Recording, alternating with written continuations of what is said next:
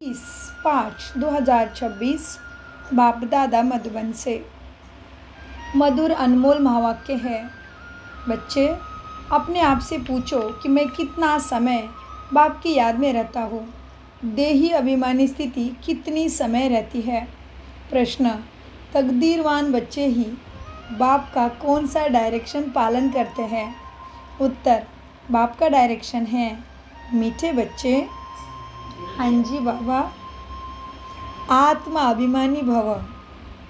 तुम सब आत्माएं मेल हो, फीमेल नहीं। तुम आत्माओं में सारा पाठ भरा हुआ है।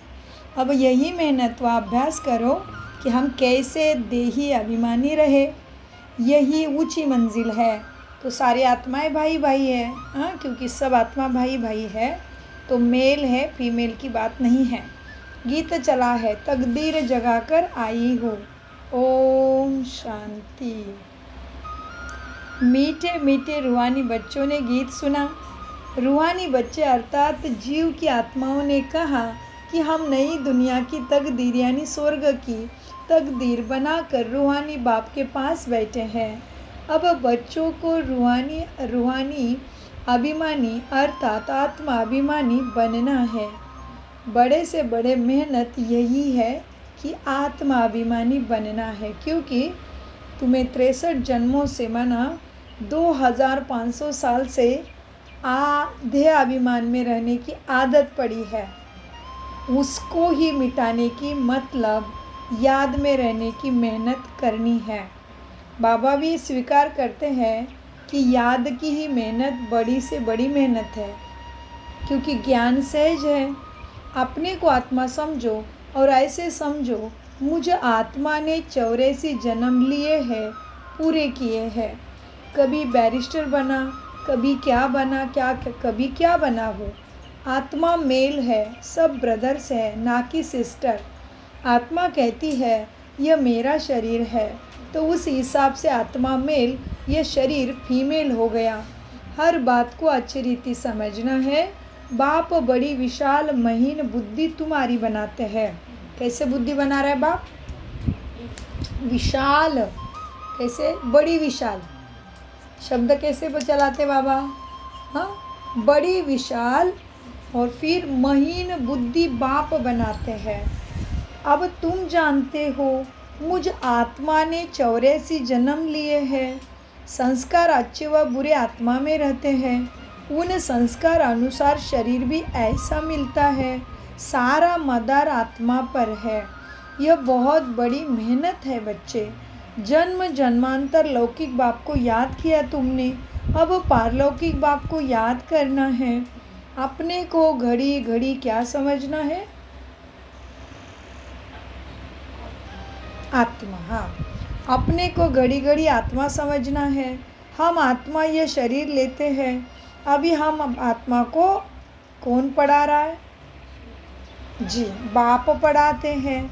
यह है रूहानी ज्ञान, जो रूहानी बाप ही देते हैं। पहले पहले मुख्य बात है, क्या है मुख्य बात? बच्चों को देही अभिमानी हो रहना है। यह पहली मुख्य बात है। देही अभिमानी हो रहना यह बड़ी ऊंची मंजिल है, समझे? मेहनत का भी बाबा को पता है। बाबा मेहनत का भी अवेयरनेस देते हैं, आगे माया का भी खबरदारी देते हैं। बाबा कहते हैं पहले पहले मुख्य बात बच्चों को देही अभिमानी होकर रहना है। देही अभिमानी हो रहना यह बड़ी ऊंची मंजिल है। क्यों? ज्ञान ऊंचा नहीं है? ज्ञान भी ऊंचा, लेकिन वो याद रहता है, मेहनत नहीं उसमें। समझ गए हो हिस्ट्री ज्योग्राफी? हाँ, कैसे उतरे, कैसे चढ़ना, कैसे क्या किया, समझ गए हो। ज्ञान ऊंचा नहीं है, ज्ञान में मेहनत भी नहीं लगती। सृष्टि चक्र को जानना यह हिस्ट्री ज्योग्राफी है। ऊंचा तो बाप है, फिर है सूक्ष्म वतनवासी देवताएं। कौन है सूक्ष्म वतन में? कौन? नाम बताओ। ब्रह्मा विष्णु शंकर। क्या हमारी सूक्ष्म अवस्था? ऊंचे ते ऊंचे बाप है, फिर है सूक्ष्म वतन में देवता है। वर्ल्ड की हिस्ट्री ज्योग्राफी तो मनुष्य सृष्टि में ही होती है। मूल वतन सूक्ष्म वतन में कोई हिस्ट्री ज्योग्राफी नहीं, वह तो शांति धाम है। सतयुग है सुखधाम, कलयुग है दुखधाम। ये रावण राज्यों में किसी को शांति मिल नहीं सकती। अब तुम बच्चों को ज्ञान मिला है। क्या ज्ञान मिला? हम आत्मा है, फिर आत्मा है ही शांति धाम में रहने वाली। यह तुम्हें ज्ञान मिला जी। ये ऑर्गन्स कर्म करने के लिए मिले हैं, चाहे कर्म करे या ना करे।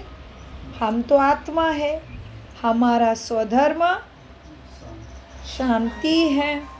कर्मयोगी है ना तुम, कर्म भी ज़रूर करना है। कर्म संन्यास कभी हो नहीं सकते।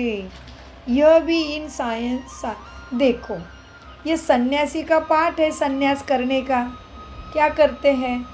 घर बार छोड़ जाते, खाना भी नहीं पकाते, गृहस्थियों से भिक्षा मांगते, फिर उन गृहस्थियों के पास ही खाते हैं ना। लेकिन तो क्या किया? सन्यास करके आया तो फिर खाने के लिए गृहस्थियों को मांगने।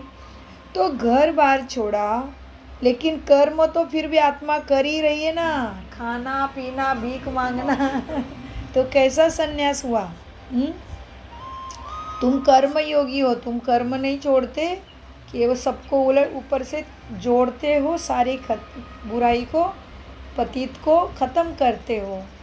तो बाबा कहते हैं देखो, यह भी इन सन्यासियों का पाठ है, सन्यास करना।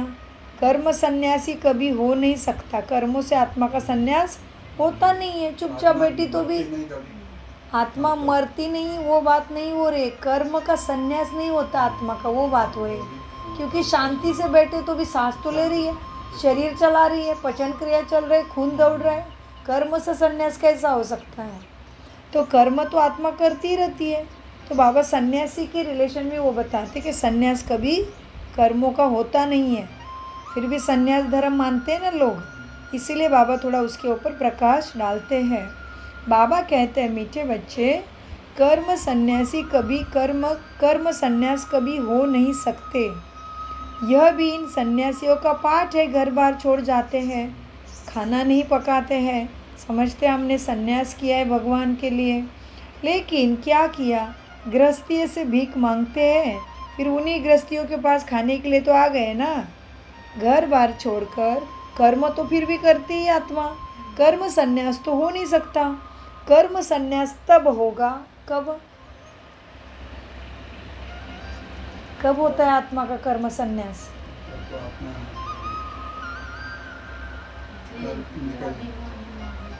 निकल जाती है, शांति धाम में होती है, तभी कर्म संन्यास होता है। बराबर बोला। विश्वास से बोलो, बाप के सामने बैठे हो, क्या हिचकिचा नहीं, बिंदास बोलो। बाबा को अच्छा लगता है, बाबा बैठा पढ़ा रहा है ना। तो बाबा कहते हैं, बच्चे कर्म संन्यास तो हो नहीं सकता। कर्म संन्यास तब होता है जब आत्मा शांति धाम में रहती है, शरीर नहीं है।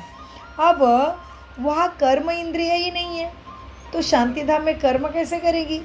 इसको कर्म क्षेत्र कहते हैं। इस धरती पे ही, साकार दुनिया में ही कर्म क्षेत्र है। कर्म क्षेत्र पर सबको आना पड़ता है।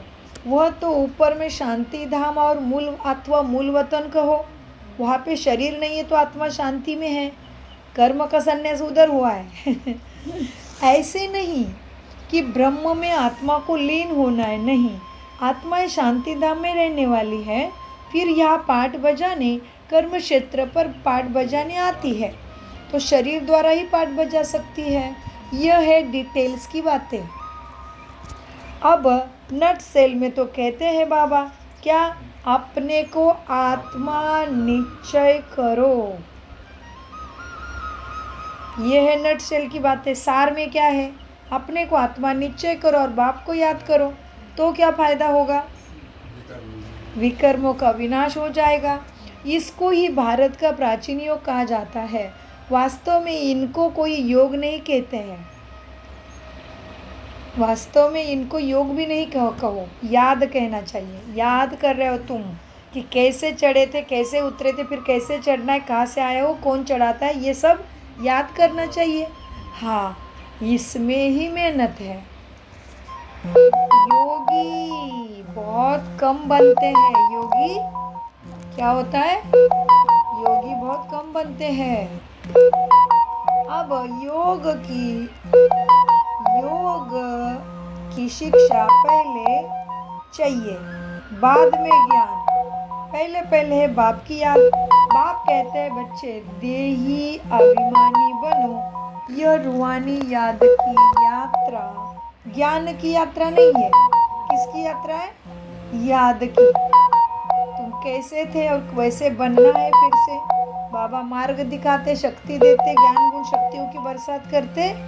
तुम्हें पुरुषार्थ तीव्र से तीव्र करना है। बाप कहते हैं देही अभिमानी बनो। यह रूहानी याद की यात्रा है, ज्ञान की यात्रा नहीं। याद की यात्रा में मेहनत करनी पड़ती है।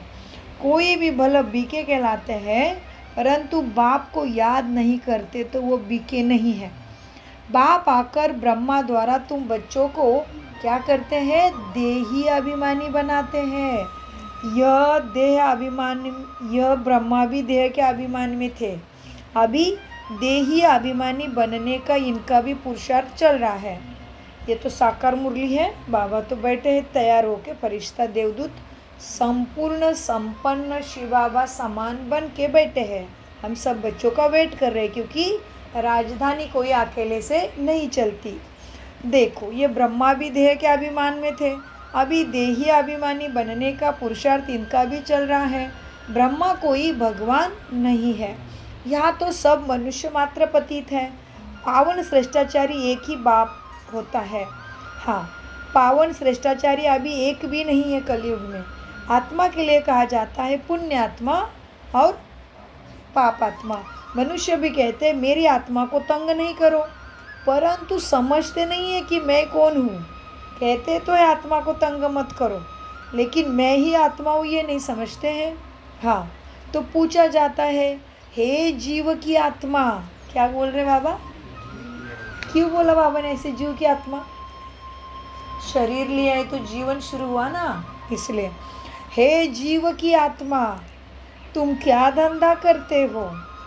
कहेंगे बाबा मैं आत्मा इस शरीर द्वारा फलाना फलाना धंधा करता हूँ। तो पहले यही निश्चय कर बाप को याद करो। ये रूहानी नॉलेज सिवाय बाप के कोई दे न सके। बाप यहाँ आकर तुम्हें देही अभिमानी बनाते हैं। ऐसे नहीं कि ज्ञान में कोई तीखा है तो बहुत गहरी बात हो गई। ऐसे नहीं कि ज्ञान में कोई तीखे हो जाते हैं तो वो पक्के आत्मा अभिमानी बने, ऐसा नहीं है। ऐसे नहीं कि ज्ञान में कोई तीखे जाते हैं तो वो पक्के देही अभिमानी बने हैं, नहीं। देही अभिमानी जो वो ज्ञान को अच्छी रीति धारण करते हैं, उनको चलते फिरते बोलते बैठते स्मृति में सदा ज्ञान ही रहता है। और ज्ञान के आधार से ही मनसा वाचा कर्मणा कृति वृत्ति दृष्टि स्मृति समर्ति उनकी चलती है। वही है देह के अभिमानी, वही है देही अभिमानी। हाँ, जो ज्ञान में पक्के है वो देह अभिमानी नहीं है। देही अभिमानी जो है वो ज्ञान को अच्छी रीति धारण करते हैं। अंडरलाइन। देह अभिमान में हम कितना रहते चेक करने के लिए ज्ञान की बात आ गई। देही अभिमानी जो है वो ज्ञान को अच्छी रीति धारण करते, बाकी तो बहुत है जो ज्ञान को अच्छी रीति समझाते हैं, परंतु शिव बाबा की याद को भूल जाते हैं। घड़ी घड़ी अपने को आत्मा समझ बाप को याद करना है। इसमें जिन मुआफिक बनना है। जिन बोलता है मुझे काम दो नहीं तो मैं तुझे खा लूँगा, तो उसने कहा ऊपर नीचे कर। तो अभी खुद आत्मा को भी जिन, आत्मा को जिन समझो। बार बार ऊपर परम धाम चले जाओ, बाप से शक्ति ले लो, फिर नीचे आओ, फिर काम किया, फिर ऊपर चले गए। अब याद में आत्मा समझकर इसमें जिन मुआफिक तुम आत्मा को बनना है। जिन की कहानी है ना, बाप भी तुम आत्मा को यही काम देते हैं। क्या? मुझे याद करो जिन मुआफिक। नहीं तो माया तुझे खा जाएगी, क्योंकि बुद्धि ज्ञान के सिवा इधर उधर गई, दूसरे विचार ख्याल संकल्प आ गए तो माया उसके द्वारा ही प्रवेश कर लेती है। तो इसीलिए कहते खाली दिमाग शैतान का घर, लेकिन दुनिया नहीं जानती खाली दिमाग शैतान का घर कैसे। जितना तुम स्वयं को व्यस्त रखोगे उतना माया व्यर्थ में लेके जा नहीं सकती। इसलिए देखो बिजी मनुष्य ज़्यादा कुटुंब ये कोई अटक बटक करता नहीं, जिसके पास काम नहीं वो इसकी अटक पटक चलती है। तो बाबा कहते बच्चे देखो जीन की कहानी है ना, बाप भी तुम्हें ये काम देते हैं क्या, मुझे याद करो, नहीं तो माया तुझे खा जाएगी। माया ही जीन है। जितना बाप को याद करेंगे तो विकर्म विनाश होंगे और तुमको बहुत कशिश भी होगी। माया उल्टा बनाकर तुमको बहुत तूफान में लाएगी, ये भी होगा, परीक्षा होगी, लेकिन तुम्हें अटेंशन से मेहनत से याद की यात्रा में रहना है। माया के चमाट नहीं खानी है।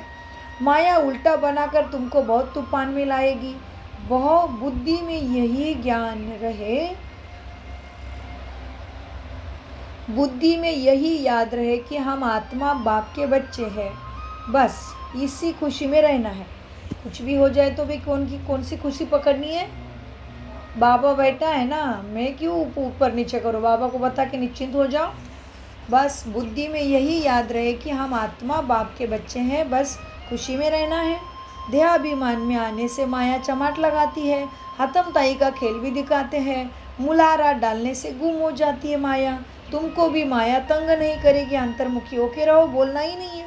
अगर बाप की याद में रहेंगे तो इस युद्ध ऐसे युद्ध चलती है, बाप की याद में रहेंगे तो माया तंग नहीं करेगी। तुम पुरुषार्थ करते हो याद करने के लिए, लेकिन माया ऐसा नाक से पकड़ेगी जो तुम्हें याद ही नहीं करने देगी, दूसरे विचारों की तूफान में लाएगी। तुम तंग हो सो जाएंगे, फिर याद नहीं करेंगे, ऐसे माया करेगी। तो बाबा इशारा देते हैं तो माया को आते ही भगाना है, सो नहीं जाना है, याद में बैठना है सुबह सुबह उठ के। इतना माया से युद्ध चलेगी बच्चों कि बाबा पहले से समझाते हैं। बाकी वर्ल्ड की हिस्ट्री ज्योग्राफी मोस्ट सिंपल है समझने के लिए। तुमको घड़ी घड़ी कहा जाता है हमेशा समझो। क्या समझना है, अब हमारे 84 जन्म पूरे हुए, अब हम जाते हैं बाबा से मिलने।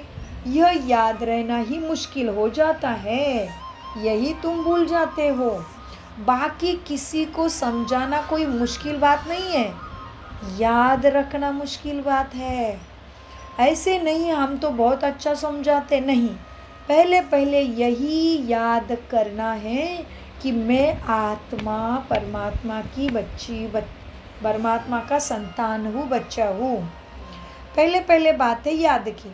देखो प्रदर्शनी में ढेर मनुष्य आते हैं, पहले पहले यही सब पाठ सिखाना है सबको कि अपने को आत्मा निश्चय कर बाप को याद करो, तभी तमो प्रधान से सत्व प्रधान बनेंगे। पहला लेसन ही यही देना है सबको। भारत का प्राचीन योग कोई सिखा नहीं सकते, बाप जब बाप ही आकर सिखाएंगे तभी सब मनुष्य सीख सकते हैं। मनुष्य को राजयोग सिखा नहीं सकते, इम्पॉसिबल है। कोई भी मनुष्य ने आज तक अपने मन बुद्धि पर काबू करने का सिखाया ही नहीं। क्या क्या बोला मन के लिए, बेलगाम घोड़ा है, मन तो मानता ही नहीं, मन तो बंदर है, जो भी। तो मनुष्य को राजयोग सिखा ना सकते, इम्पॉसिबल है। परमात्मा ही सिखाते हैं कि तुम मन बुद्धि के राजा हो, संस्कार परिवर्तन तुम ही कर सकते हो। सतयुग में है ही पावन दुनिया, वहाँ तो अभी का प्रारब्ध भोगते हो, वहाँ ज्ञान अज्ञान की बात ही नहीं। भक्ति मार्ग में बाप को कितना पुकारते हैं कि आकर हमारे दुख हारो देवा, सुख दे दो देवा। सतयुग में त्रेता में कोई गुरु गोसाई होते ही नहीं, वहाँ सब सदगति में है। सदगति का वर्षा 21 जन्मों के लिए तुम पा सकते हो। अंडरलाइन, क्या पा सकते हो, पुरुषार्थ करोगे तो। सतगति का वर्षा माना 21 जन्मों के लिए स्वर्ग की बादशाही तुम पा सकते हो। 21 पीढ़ी कहते हैं ना, ब्रह्मा कुमारी वो है सच्ची जो 21 पीढ़ी का उद्धार करे। इसीलिए दुनिया में कहते कुमारी शुद्ध 21 पीढ़ी का उद्धार करती है। तुम भी तो प्रजापिता ब्रह्मा कुमार कुमारी हो। तो 21 पीढ़ी कहलाते हैं क्या? ब्रह्मा कुमारी सच्ची वह जो अपने 21 पीढ़ी का उद्धार करे। माना राजा महाराजा बनने का पुरुषार्थ हो गया ना। यह भारत में ही गाया जाता है 21 पीढ़ी का उद्धार। अभी भारत में ही तुमको 21 पीढ़ी का वर्षा मिलता है। वहाँ तुम एक ही देवी देवता धर्म वाले होते हो। शुक्रिया बाबा, अभी भी देवी देवता धर्म में ही रखा है हमें, दूसरे जात धर्म में नहीं गए हम। हाँ, बाबा कहते बच्चे देखो, अब भारत में ही तुमको 21 पीढ़ी का वर्षा मिलता। वहाँ तुम एक ही देवी देवता धर्म वाले होते, दूसरा कोई धर्म नहीं। बाप आकर तुमको मनुष्य से देवता बनाते हैं। पवित्र होने बगैर हम घर वापस जा नहीं सकते। 2 मार्ग है, भोग बल से भोगने से चुकतू करो या कर्म योग से चुकतू करो। अच्छे से बाबा की याद में रहो। अमृत वेला, नुमा शाम, ट्रैफिक कंट्रोल, 1-1 घंटे में उठते बैठते बाप की याद में हूँ क्या? कोई आत्मा के गुण में, ज्ञान में और शक्ति में स्थित हो क्या? चेक करो बच्चे। वहाँ तुम एक ही देवी देवता धर्म वाले होते हैं। बाप आकर तुमको मनुष्य से देवता बनाते हैं। पवित्र होने बगैर हम घर वापस जा नहीं सकते हैं। यहाँ तो सब विकारी पतित है। जो धर्म संस्थापक है वो फिर पालना भी करते हैं, उनके धर्म की वृद्धि होती जाती। हाँ, अब वापस कोई जा नहीं सकता। एक भी एक्टर इस ड्रामा से बाप के बगैर वापस नहीं जा सकता। सबको सतो प्रधान, सतो रजो तमो में आना ही है। ब्रह्मा के लिए भी कहते हैं ना, ब्रह्मा का दिन और ब्रह्मा की रात। गाते हैं, समझते कुछ भी नहीं है कि कब ब्रह्मा का दिन है कब रात है। तो क्या सृष्टि में अकेला ब्रह्मा ही होगा क्या? अभी तुम ब्राह्मण कुल के बन रहे हो ना, तुम रात में भी थे ब्रह्मा के साथ और दिन में भी जा रहे हो। तुमको समझाया है कितना समय पूज्य पने में रहते हो। अच्छा, क्या समझाया बाबा ने, बताओ कितना समय पूज्य पने में रहते हो, बताओ बच्चे। बहुत अच्छा। 21 जन्म कितने साल का? बहुत अच्छा। तुमको समझाया है कितना समय पूज्य पने में रहते हो, कितना समय पुजारी बनते हो। जब तक बाप ना आए तब तक कोई भ्रष्टाचारी से श्रेष्ठाचारी बन नहीं सके। भ्रष्टाचारी उनको कहा जाता है जो विकारों से पैदा होते हैं। इसीलिए इस दुनिया को कलयुग माना हेल कहा जाता है। हेल और हेवन दोनों में अगर दुख हो तो फिर तो उनको हेवन ही नहीं कहा जाएगा। जब तक पूरा समझे नहीं तब तक कोई उल्टे सुल्टे प्रश्न ही करेंगे। तुमको समझाना है भारत ही बहुत ऊंचा था। जैसे ईश्वर की महिमा अपरंपार है, वैसे भारत की भी महिमा अपरंपार है। भारत क्या था? ऐसा किसने बनाया? बाप ने। जिसकी महिमा तुम कितनी गाते हो भक्ति में बाप की, लेकिन उसको न जानने के कारण प्राप्ति कुछ भी नहीं। बाप ही आकर बच्चों को विश्व का मालिक बनाते हैं। मनुष्य मात्र को दुर्गति से सदगति में बाप ही ले जाते हैं। मनुष्य मात्र को शांति धाम में भी ले जाते हैं, जिसके लिए ही मनुष्य पुरुषार्थ करते हैं। इसको अटल सुख, अटल शांति, अटल पवित्रता कहा जाता है।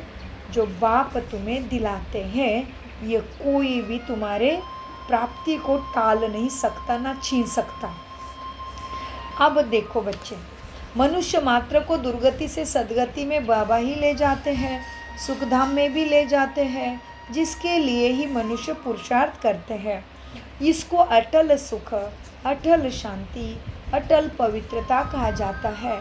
वहाँ तुम सुख में ही हो, शांति में भी हो, और बाकी सब आत्माएं शांति में रहती है। मैक्सिमम जन्म तुम लेते हो इस धरती पे, बाकी मिनिमम थोड़े से थोड़े जन्म वाले अटल शांति में रहते हैं। वह जैसे मच्छरों सदृश आएंगे, आए और मरे गए, खत्म हो गई दुनिया, जिनका कुछ ज़्यादा खेलने को मिलेगा ही नहीं। मच्छर सदृश कही है, वो जैसे मच्छर सदृश आए, एक आधा जन्म पाठ बजाया, यह क्या हुआ, गया, उसकी क्या वैल्यू नहीं, उनको कोई वैल्यू नहीं है। मच्छरों की क्या वैल्यू होती है? रात को जन्मते ना उनको कोई पूजेगा, ना वो स्वर्ग देखेंगे, ना सुख शांति होगी, ना उनका कोई रुतबा होगा तुम्हारे जैसे। तुम्हारा तो हर कल्प में रुतबा है, अभी भी ब्राह्मण के रूप में कितना रुतबा है। हाँ, साक्षात प्रकृति परमात्मा सभी हमें ऊंचा कितना समझते हैं। हाँ, भगवान के मददगार छोटी बात है क्या? भगवान की भुजाएं बनना छोटी बात है क्या, बताओ? तो बाबा कहते देखो, अब जो ज़्यादा देर शांति में रहते हैं उनको क्या होगा? अभी जन्म लिया, एक आधा जन्म लिया और बात ख़त्म। उनकी क्या वैल्यू? मच्छरों की क्या वैल्यू होती है? रात को जन्मते रात को ही मर जाते हैं। इस समय बहुत करके शांति ही सभी मनुष्य चाहते हैं, क्योंकि इस समय के गुरु लोग भी है शांति में ले जान इस समय के गुरु लोग हैं शांति में जाने वाले। तुम यहाँ आए हो, देखो अभी जो भगवान के नाम पे जहाँ पे ज़्यादा भीड़ दिख रही है ना, गुरु गोसाई तो बाबा ने बता दिया कौन है वो, केवल शांति में जाने वाले हैं। इसलिए अंत तक भी भगवान को पहचान नहीं रहे, लेकिन अनेक मनुष्य आत्माओं को रिझा रहे हैं। तो वो है थोड़े देर के लिए शांति में जाने वाले। लास्ट में उनका रुतबा बहुत रहेगा, ऊंची ऊंची कुर्सियाँ, हजारों लाखों मनुष्य उनके पीछे अभी भी हाँ जी करके लेट रहे, रो रहे, आंखों से निकाल रहे, उनको ही भगवान समझ रहे। बाबा ने इशारा दिया, मुझे भी आज 14 वर्ष के बाद ये बात अभी समझ में आई। बहुत सुंदर इशारा दिया, कौन एक जन्म लेगा और एक ही जन्म ऐश करके निकल जाएगा, बताया बाबा ने। देखो बच्चे, अब देखो इस समय बहुत करके शांति चाहते हैं। इस समय क्या करती है आत्मा? शांति चाहती है, क्योंकि इस समय के गुरु लोग हैं ना शांति में जाने वाले, मतलब उधर ही रहेंगे, ज़्यादा देर नीचे नहीं। अभी लास्ट में आए तो ज़्यादा चकाचौंध है और अनेक लोग उनको ही भगवान बना समझ के उधर ही फंस गए हैं। तुम यहाँ आए हो स्वर्गवासी बनने के लिए। स्वर्गवासी को शांतिवासी नहीं कहेंगे, स्वर्गवासी निराकारी दुनिया को कहा जाता है। मुक्ति अक्षर गुरु से सीखते हैं। माताएं व्रत नेम ही रखती है। हाँ, माताएं व्रत नेम से रखती है ना। वैकुंठपुरी में जाने के लिए माताएं व्रत रखती है। कोई मरता है तो भी कहते हैं स्वर्गवास हुआ, मतलब स्वर्ग तो बनता है ना, लेकिन कोई होता नहीं है, बोलते हैं कोई होता नहीं, लेकिन भारतवासी हेवन को मानते हैं ना, स्वर्ग को मानते हैं, समझते हैं भारत में ही स्वर्ग था। समझते भी है। क्राइस्ट ने कितना क्लियर बताया है कि 3000 वर्ष पहले भारत में पैराडाइज था। शिव बाबा भारत में आकर स्वर्ग की रचना रचते हैं, तो ज़रूर यहाँ ही रचेंगे ना, ऊपर थोड़ी ना रचेंगे। स्वर्ग में तो नहीं आएगा बाप, क्यों? सुख में सिमरन कोई ना करे। स्वर्ग में तो नहीं आएंगे। जैसे अभी भी अगर कोई डॉक्टर बना है तो थोड़ी ना 10वीं क्लास की एग्ज़ाम देने जाएगा, नहीं, कायदा नहीं, बन गया तो बन गया ना। तो बाबा कहते हैं शिव बाबा भारत में आकर स्वर्ग की रचना रचते हैं, तो ज़रूर यहाँ ही रचेंगे, स्वर्ग में तो नहीं आएंगे। कहते हैं मैं आता हूँ स्वर्ग और नरक के बीच में संगम पर। आती हुआ है कली का, अंत होने वाला होता है, आती होता है कलयुग का, और स्वर्ग की शुरुआत होने वाली होती है। तभी दोनों के बीच में मैं आता हूँ। मैं आता हूँ स्वर्ग और नरक के संगम पर। कल्प कल्प के संगम पर मैं नहीं आता, केवल स्वर्ग और नरक के संगम पर ही आता हूँ, कल्प के संगम पर ही आता हूँ। उन्होंने फिर क्या बोल दिया? युगे युगे लिख दिया है। भगवान युगे युगे आता है। आएगा क्या सतयुग के बाद? जब सतयुग खत्म होकर त्रेता शुरू हो जाएगा तभी आएगा। त्रेता खत्म होकर द्वापर शुरू हो जाएगा तभी आएगा। द्वापर पूरा होकर कलयुग शुरू हो जाएगा तभी आएगा। नहीं, कलयुग का अंत और फिर से सतयुग की शुरुआत। उन्होंने फिर शास्त्रों में लिख दिया युगे युगे आता है। कल्प का अक्षर भूल गए हैं, युग याद रखते हैं वो। यह भी खेल बना हुआ है, फिर रिपीट होगा। इस अंतिम जन्म में तुम बाप को और सृष्टि चक्र को जानते हो, कैसे बाप स्थापना करते हैं। तुम जानते हो तुम्हारे भी नंबरवार है, सो अब तुम जानते हो ये सारा खेल तुम भारतवासियों पर ही बना हुआ है। अभी तुम बाप द्वारा क्या सीखते हो? बताओ मीठे बच्चों। अभी तुम बाप द्वारा क्या सीखते हो? सहज राज योग। राजा ही लेते हो ना, पहले मन बुद्धि संस्कारों का राजा बनते हो, कर्म इंद्रियों का राजा बनते हो, और फिर अपने संस्कारों को परिवर्तन करके श्रीमत का अमृत संजीवनी बूटी पी के स्वयं को पावन संस्कारी बनाते हो। हाँ, तो अभी तुम क्या सीख रहे हो? अभी तुम बाप द्वारा राजयोग सीखते हो, माना पहले मन बुद्धि का राजा बनते हैं, बाप की याद से ही राज्य पाते हो। देखो चित्र भी खड़े हैं ना तुम्हारे, यह सब चित्र किसने बनाए, किसने बनवाए बताओ? इनको कोई गुरु गोसाई तो है नहीं, इनका कोई गुरु गोसाई तो है नहीं। अगर कोई गुरु होता भी, गुरु को एक शिष्य थोड़ी होता है, अनेक होते हैं ना गुरु के शिष्य, लेकिन यहाँ तो अकेला ब्रह्मा है। ये नॉलेज सिवा एक बाप के और कोई जान भी ना सके और दे भी ना सके। बहुत लोग पूछते हैं, ये चित्र तुम्हारे दादा ने बनवाए हैं क्या? दादा कौन है? ब्रह्मा बाबा। बहुत लोग पूछते हैं कि ये चित्र तुम्हारे दादा ने बनवाए हैं। यह तो बाप ने दिव्य दृष्टि से साक्षात्कार कराया, फिर बने हैं चित्र। बैकुंठ का भी साक्षात्कार कराया है, वहाँ कैसे स्कूल चलती है, क्या भाषा होती है, सब साक्षात्कार बच्चों ने किए हैं। बच्चे भट्टी में थे तो बाबा बच्चों को बहुत साक्षात्कार दिखा के बहलाते थे। कहाँ थी भट्टी 14 वर्ष की? बहुत अच्छा, कराची में। बच्चे भट्टी में थे तो बाबा बच्चों को बहलाते थे साक्षात्कार दिखा के। कराची में सिर्फ तुम ही अलग रहे ना, तुम ही अलग रहे हुए थे। जैसे अपनी राजाई थी, आराम से रह गए थे, पुरुषार्थ कर रहे थे, अंदर ही भट्टी चल रही थी। योगा और ज्ञान, योगा और ध्यान, दुनिया से कोई लेना देना नहीं था। हाँ, कराची में सिर्फ तुम ही अलग रहे हुए थे। कैसा ड्रामा खेल हुआ था, जैसे अपने राजाई थी, अपनी ही तात, अपनी ही बात, दूसरा कोई ये बात को समझ ना सके। समझते थे वह खुद यह खुदा प्रस्त है। पाकिस्तानियों को भी लगता था यहाँ पे खुदा का स्थान, रहने का जगह है इनके पास।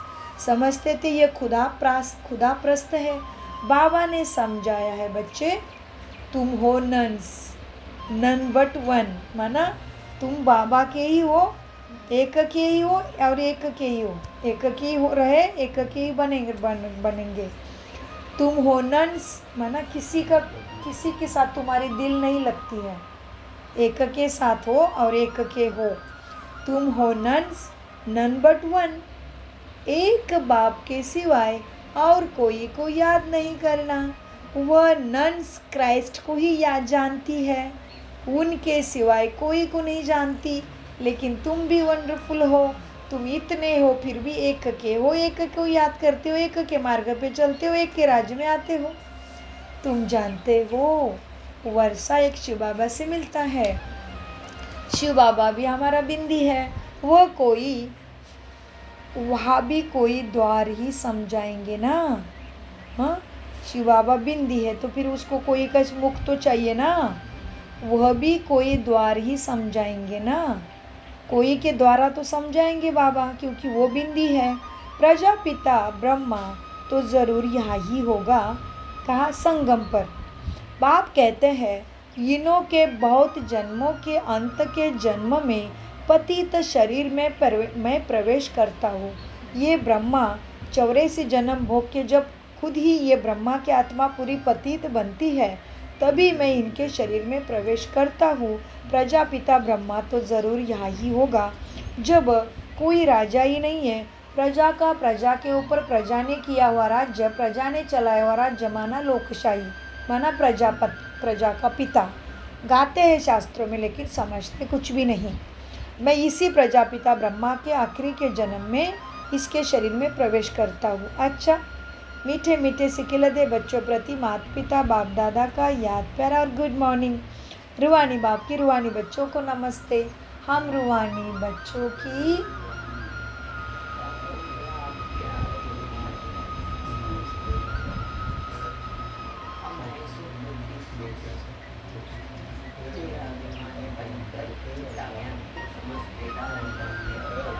बहुत अच्छा। हम हैं सत्य बुद्धि से, आत्मा अभिमानी स्थिति से सच्ची गीता ज्ञान को समझते, धारण करते और कराते। धारणा, ज्ञान की अच्छी रीति धारण कर देही अभिमानी बनना है। जी बाबा, यही मेहनत है, यही ऊंची मंजिल भी है। इस मेहनत से आत्मा को सत्वप्रधान जरूर बनाना है। जीन बनकर याद की यात्रा करनी है। माया कितने भी विघ्न डाले, लेकिन तुम्हें मुख में मुलारा श्रीमत का डाल देना है। माया से तंग नहीं होना है। एक की याद में रहकर तूफान माया के हटा देने हैं। जी बाबा। वरदान, साधनों को यूज करते हुए, साइंस के साधनों को यूज करते हुए साधना को अपना आधार बनाने वाले सिद्धि स्वरूप भव। बाप दादा सद्गुरु के रूप में मुझ मीठे बच्चे के सामने आ जाते हैं, मेरे सिर पे हाथ रखते हैं और मुझे वरदान देते हैं। साधनों को यूज करते हुए साधना को अपना आधार बनाने वाले, साधना को अपना आधार बनाने वाले सिद्धि स्वरूप भव। वरदान का विस्तार है। कोई भी पुरानी दुनिया के आकर्षमय दृश्य, अल्पकाल के सुख के साधन यूज करते व देखते हो तो उन साधनों के वशीभूत हो जाते हो। साधनों के अंदर भी साधना ऐसी है जैसे रेत के फाउंडेशन पर बिल्डिंग। इसलिए किसी भी साइंस के विनाशी साधन के आधार पर अपनी अविनाशी साधना ना हो। साधन निमित्त मात्र तुम्हारे मददगार है और साधना निर्माण का आधार है। इसलिए साधना को महत्व दे दो तो साधना को महत्व दे दो तो साधना सिद्धि को प्राप्त कराएगी। मतलब अभी याद में बैठे हैं, मग्न है और लाइट चली गई, पंखे बंद, सब बंद, तो क्या करोगे? हाय हाय करोगे या चुपचाप आत्मा अभिमानी स्थिति में याद में रहोगे? बताओ। क्या लाइट गई तो परेशान? हाँ, सुविधा नहीं है तो परेशान नहीं। सुविधा मेरे शरीर के लिए है, लेकिन मैं तो आत्मा हूँ, मुझे ना कुछ चाहिए, मुझे केवल बाबा की याद और ज्ञान गुण शक्तियों की ताकत चाहिए। तो तुरंत आत्मा की स्थिति में स्थित हो जाओ तो ये सारी बातों में लागू होगा। परिस्थिति आ गई, शरीर में दर्द आ गया, सामने वाले के कोई हिसाब किताब आ गए, कोई उल्टा सुल्टा बोल रहा है, कोई बात नहीं सुन रहा है, कोई अपमान कर रहा है, तो भी बोलो मुझे तो कुछ भी नहीं बोल रहा है, ये तो रोल को बोल रहा है, मैं तो अंदर बैठा हूँ, मुझे तो कोई देख ही नहीं सकता बाप के सिवा, और क्या चाहिए? कोठों में कोई बाप ने मुझे चुना है, गोदी में बिठाया है, ताकत दे रहा है, प्यार दे रहा है, और क्या चाहिए? मुझे तो केवल बाप देख सकता है, मुझे कोई देख ही नहीं सकता। मुझे कोई मार क्या सकता है? मुझे कोई मेरी निंदा क्या कर सकता है? मुझे क्या दुख से कोई दे सकता है? दुख तो शरीर को हो रहा है। ऐसे अनेक रीति से साधनों में नहीं फंसना है। एक तो विज्ञान के साधन माना सुख सुविधाएं भी हमें कभी भी हमारा सहारा छोड़ देगी, ऊपर से ये शरीर भी कभी भी सहारा छोड़ देगा। तो भी अविनाशी साधना को याद रखना है, साधना में नहीं फंसना, तभी सिद्धि प्राप्त होगी। माना जिसके लिए हमारा अभ्यास पढ़ाई चल रही, पुरुषार्थ चल रहा है, वो प्राप्ति निश्चित होगी। इसलिए बाबा कहते हैं वरदान के विस्तार में, साधन निमित्त मात्र है, तुम्हारे मददगार निमित्त मात्र है, और साधना निर्माण का आधार है। इसलिए साधना को महत्व दो। हाँ, साधना सिद्धि को प्राप्त कराएगी, साधन नहीं। स्लोगन, किसी भी कमजोरी का अंश भी है तो वंश पैदा हो जाएगा और परवश तुम्हें बना देगा। इसलिए सारे विकारों के अंश को चुन चुन के मिटा दो। अपने साथ दिन में बार बार बैठ जाओ। क्यों? श्वासों का भरोसा नहीं है, श्वासों को सफल करो। बार बार आत्मचिंतन में जाने का सही में टाइम निकालो। यह है अव्यक्त इशारे। सदा अचल अडोल एक रस स्थिति का अनुभव करो। बुद्धि को एक ठिकाने पर ठिकाने की जो युक्ति मिली है वह स्मृति में रखो। क्या स्मृति में रखना है? बुद्धि को एक ठिकाने पे टिकाने की जो युक्ति मिली है उसको ही स्मृति में रखो। स्मृति को हिलने ना दो। देह और देह की दुनिया से न्यारे बन मन बुद्धि के विमान से सेकंड में आकारी निराकारी स्थिति का अनुभव करो। आकारी स्थिति क्या है? ये तो साकार दिख रहा है आपको, निराकार तो परम धाम में है। आकारी क्या है मीठे बच्चे?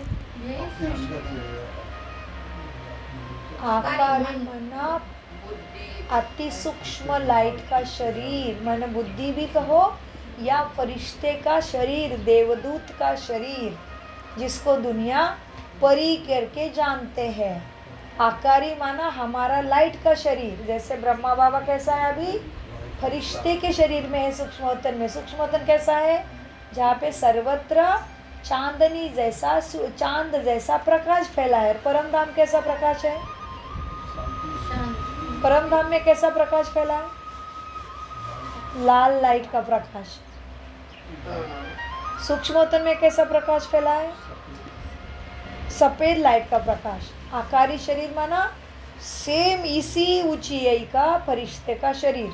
अति अभी सुदर्शन चक्र में बोला ना हमने, मैं अति सूक्ष्म लाइट का शरीर हूँ, मेरे द्वारा शक्ति के किरणें फैल रहे, माना आकार। हम कहते हैं ना, कोई कोई कहता मुझे ना ऐसा आकार दिखाई दिया, लाइट का ही था, वो भूत समझते हैं।